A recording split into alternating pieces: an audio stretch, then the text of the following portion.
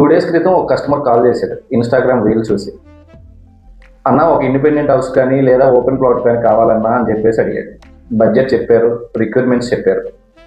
సరే అని చెప్పేసి నేను ఒక 2 days టైం తీసుకొని మంచి లొకేషన్, మంచి ఆప్షన్ కలెక్ట్ చేసి అప్రిసియేషన్ మంచిగా ఉండేలాగా ఒకటి సెలెక్ట్ చేసి పంపించాను. సో ఆ తర్వాత రేట్స్ కంపేర్ చేసి కూడా చెప్పాను.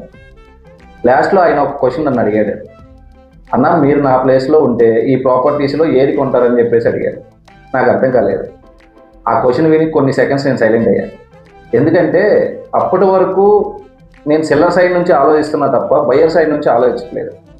కానీ ఆ క్వశ్చన్ తర్వాత బయ్యర్ సైడ్ ఆలోచించడం స్టార్ట్ చేశాను. నేను అప్పుడే రిలీజ్ అయ్యాను.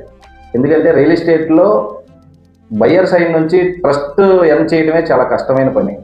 ప్రాపర్టీ అమ్మటం అందరూ అమ్ముతారు, బట్ ట్రస్ట్ ఎర్న్ చేయడం ముఖ్యం. డీల్ క్లోజ్ అవ్వకపోయినా పర్లేదు, కానీ ట్రస్ట్ క్లోజ్ అవ్వాలి. మీరు ప్రాపర్టీ కొనేటప్పుడు బ్రోకర్ అడ్వైజ్ని నమ్ముతారా లేదా ఓన్ రీసెర్చ్ చేస్తారా అని కామెంట్లో చెప్పండి. నేను మీ సాయి వర్మ.